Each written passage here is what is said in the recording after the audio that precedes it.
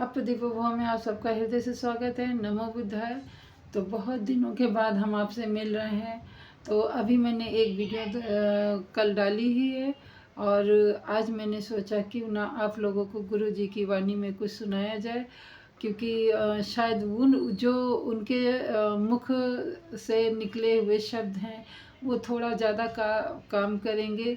ऐसा सोच के मैंने ये गुरु जी की वाणी को आप लोगों तक पहुंचाने का साहस कर रही हूं। तो कृपया करके ज़रूर सुनिए। जा रहे हैं।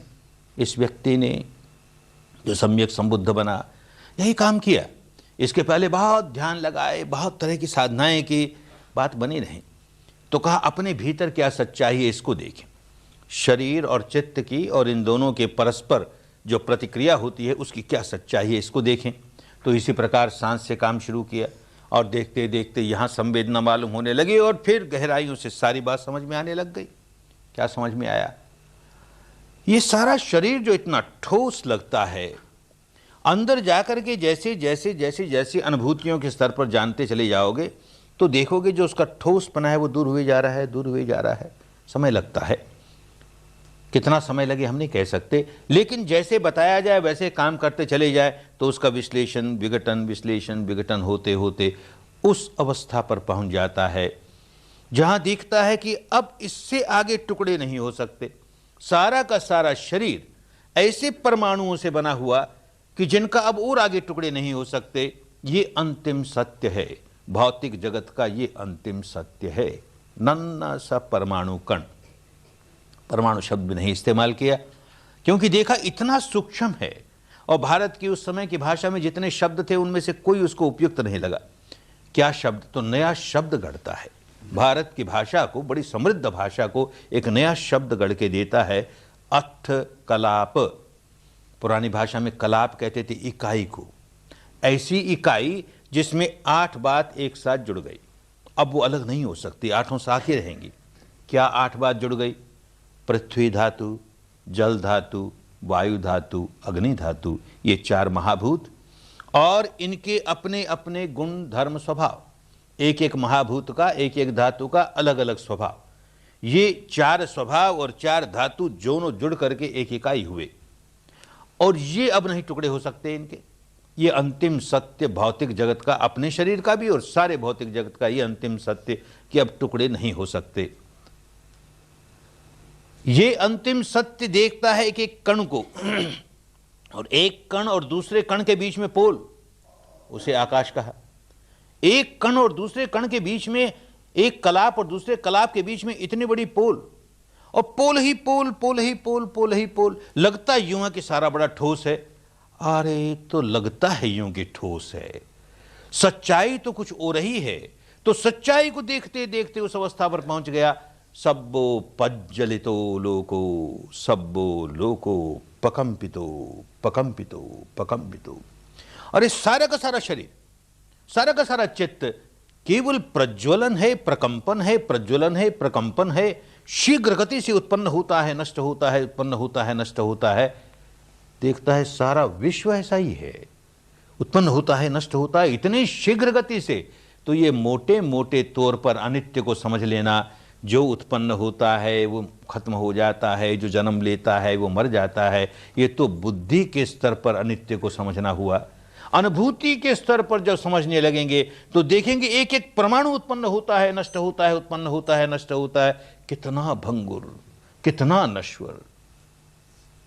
उसे देख के कहता है कि जितनी देर में मैं अपनी चुटकी बजाऊं या जितनी देर में अपनी पलक झपकूं, अरे उतनी देर में तो ये नन्हा सा कण अनेक शत सहस्त्र कोटि बार उत्पन्न होकर नष्ट हो जाता है। अनेक शत सहस्त्र कोटि, क्या कह गया? शत कहते हैं 100 को, सहस्त्र कहते हैं लाख को, माने 1 करोड़। सहस्त्र कहते हैं 1000 को, तो 1 लाख। तो अनेक शत सहस्त्र, अनेक लाख बार करोड़ करोड़ करोड़ करोड़। शत सहस्त्र कोटि माने 1 के आगे 12 बिंदी लगाए और 100 भी अनेक। तो लगा कि ये उन दिनों का मुहावरा होगा, जो बात गिनी न जाए उसके लिए शत सहस्त्र कोटि कह दिया करते होंगे। लेकिन कोई महापुरुष निरर्थक बात नहीं करता। आज के वैज्ञानिकों ने भी शोध करना शुरू किया मैटर का शोध किया, क्या है ये मैटर। तो आज के 100 वर्ष पूर्व के पश्चिम के वैज्ञानिकों ने शोध करके, अनुसंधान करके, रिसर्च करके ये सच्चाई जान ली कि ऊपर ऊपर से ठोस लगने वाला सारा का सारा matter, the entire material world, there is no solidity, it is mere wavelets wavelets wavelets, कहीं ठोस नहीं है। वास्तविकता यह है कि केवल तरंग, केवल तरंग, केवल तरंग है। एक पश्चिम के वैज्ञानिक इस बात को जानते हैं, भारत का एक वैज्ञानिक अपने भीतर सच्चाई को देख के जानता है। पश्चिम का एक वैज्ञानिक आज के कोई 30-40 वर्ष पहले बर्कली यूनिवर्सिटी का, कैलिफोर्निया में बर्कली यूनिवर्सिटी, और उस यूनिवर्सिटी में फिजिक्स के डिपार्टमेंट का हेड डॉक्टर अल्वारेज, उसको 30-40 वर्ष पहले नोबेल पुरस्कार मिला फिजिक्स पर। नोबेल पुरस्कार किसी ऐरे गहरे नत्थु खैरे को मिलता नहीं। कोई नई बात खोज निकाली उसने। क्या नई बात खोज निकाली? 100 वर्ष पहले ये बात तो लोगों की समझ में आ गई थी कि सारा का सारा मटेरियल वर्ल्ड तरंग ही तरंग है, सारे सब एटॉमिक पार्टिकल्स तरंग ही तरंग हैं। ये आदमी ये जानना चाहता है कि ये एटॉम एक बार उत्पन्न होकर नष्ट होता है, 1 सेकंड में कितनी बार इसमें उत्पन्न होता है, नष्ट होता है, उत्पन्न होता है, कितनी तरंगें, हर तरंग उत्पन्न होना, नष्ट होना, इसी को तरंग कहते हैं। उत्पन्न हुई, नष्ट हुई, कितनी बार, कैसे गिने? जो आंखों से दिखे नहीं उसको कैसे गिने? तो एक ऐसा इंस्ट्रूमेंट बनाया जिसका नाम उसने बबल चैम्बर रखा। ठीक ही रखा। ये सारे के सारे परमाणु बुदबुदे की तरह हैं, प्रतिक्षण बुदबुदे उत्पन्न होते हैं, नष्ट होते हैं, नष्ट। उस यंत्र के सहारे उसने गिन करके बताया कि 1 सेकंड में ये नन्हा सा परमाणु कण 1 सेकंड में 1 के आगे 22 बिंदी लगाएं, इतनी बार उत्पन्न होकर नष्ट हो जाता है। और 1 के आगे 22 बिंदी लगाएं। पश्चिम का एक वैज्ञानिक इस सच्चाई पर पहुंचा कि ये नन्हा सा परमाणु कण 1 सेकंड में 1 के आगे 22 बिंदी लगाएं, इतनी बार उत्पाद व्यय होता है। भारत का एक महान वैज्ञानिक इसी सच्चाई को देख के कहता है कि जितनी देर में चुटकी बजाऊं उतनी देर में अनेक शत सहस्त्र कोटि बार उत्पाद होकर व्यय हो जाता है। दोनों उसी सच्चाई पर पहुंचे। कितना बड़ा अंतर, दोनों में कितना बड़ा अंतर। ये तो धर्म की गंगा है ना, सब तरह के लोग आते हैं, सब देशों के लोग आते हैं, सब जाति के लोग आते हैं, सब संप्रदाय के लोग आते हैं, सब मान्यता के लोग आते हैं। अनेक लोग शिविरों में पश्चिम के भी आते हैं। कोई उस स्थान का भी आया, बर्कली का भी, और उसने जब ये बात सुनी, डॉक्टर अल्वारेज का नाम सुना, तो वापस गया, तो उससे मिलने चला गया। और फिर वापस आया यहाँ पर, तो हमको रिपोर्ट देता है कि वो डॉक्टर अल्वारेज में उससे मिलकर आया। हम इस बेचारे की निंदा नहीं कर रही, पर सच्चाई की बात ये, वो इतना तनाव वाला, इतना खिंचाव वाला, इतना व्याकुल आदमी, इतना शॉर्ट टेम्पर्ड, क्या हो गया भाई? वो भी उसी सच्चाई पर पहुंचता है। भारत का एक वैज्ञानिक भी उसी सच्चाई पर पहुंचता है। ये निर्मल हो गया, निर्गंत हो गया, मुक्त हो गया, अनंत मैत्री से भर उठा, अनंत करुणा से भर उठा, अनंत मुदिता से भर उठा, अनंत उपेक्षा भाव से भर उठा। और वही सच्चाई पर वो पहुंचता है, और वो इतना तनाव से भरा है।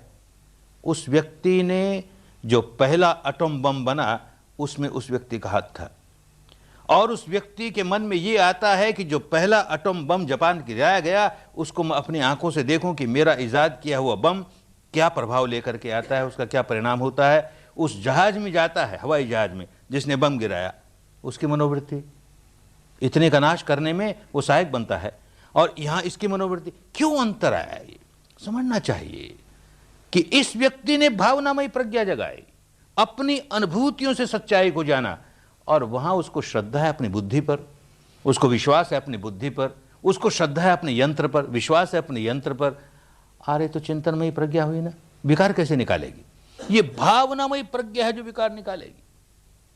अंदर अनुभव करके, स्वयं वेदन करके सच्चाई को जानना शुरू कर देंगे, मानस बदलता चला जाएगा, मानस का स्वभाव बदलता चला जाएगा। इसी शरीर स्कंद के प्रति, चित्त स्कंद के प्रति जो मैं मेरे का भाव है, इसके प्रति गहरी आसक्ति है, टूटती चली जाएगी, टूटती चली जाएगी, अनासक्त होता चला जाएगा।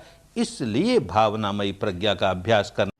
तो आपने सुना कि गुरुजी ने कितने अच्छी तरीके से अपने मन के भावों को किस प्रकार से अणुओं में संचालित होता है और हमारा पूरा शरीर ही किस प्रकार अणुओं से बना हुआ है। तो आशा है आप इससे लाभान्वित होंगे। तो मिलते हैं अगली वीडियो में, तब तक के लिए नमो बुद्धाय। मंगल हो आपका भी, हमारा भी और सृष्टि के समस्त प्राणीजनों का। नमो बुद्धाय।